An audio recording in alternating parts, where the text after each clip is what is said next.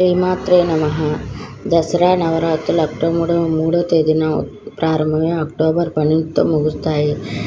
ఈ నవరాత్రులన్నాళ్ళు దుర్గాదేవిని ఆరాధన చేయడం వల్ల కష్టాలు తొలగుతాయని, ఇంట్లో వాళ్ళందరూ సుఖశాంతులతో ఉంటారని, అలాగే దసరా నవరాత్రుల్లో 9 రోజుల్లో దుర్గాదేవి పూజ చేయడం ప్రాముఖ్యత. దసరా నవరాత్రుల్లో తెలిసి తెలియక మనం కొన్ని పొరపాట్లు కూడా చేస్తూ ఉంటాము. నవరాత్రులు పూజ చేసేవారు చల్లనీటి స్నానం చేస్తే మంచిది. చల్లనీటి స్నానం చేయలేని వారు గోరువెచ్చని నీటితో స్నానం చేస్తే, బాగా వేడి నీళ్ళతో స్నానం చేయకూడదు. కొద్దిమంది నవరాత్రుల్లో కఠిన ఉపవాసం ఉంటారు. దేవీ భాగవత ప్రకారం దేవీ నవరాత్రులు అమ్మవారిని పూజించేవారు కఠిన ఉపవాసం చేయకూడదు. ఒక పూట ఆహారం స్వీకరించాలి.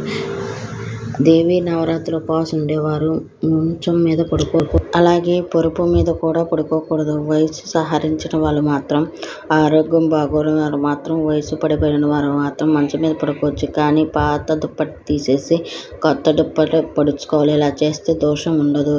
అమ్మవారి పూజ చేసేవారు పొలి మీద దాటి వెళ్ళకూడదు.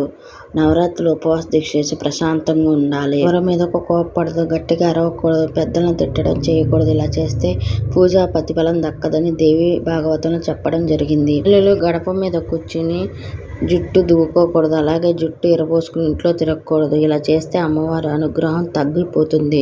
నవరాత్రులు అమ్మవారు పూజ చేసే ఎట్టి పరిస్థితుల్లో ఉల్లిపాయలు, వెల్లుల్లి, సద్దన్నం తినకూడదు. ఈ విషయాన్ని పాటిస్తే నియమాలు నవరాత్రులు చేస్తే సంపూర్ణ అనుగ్రహం కలుగుతుంది.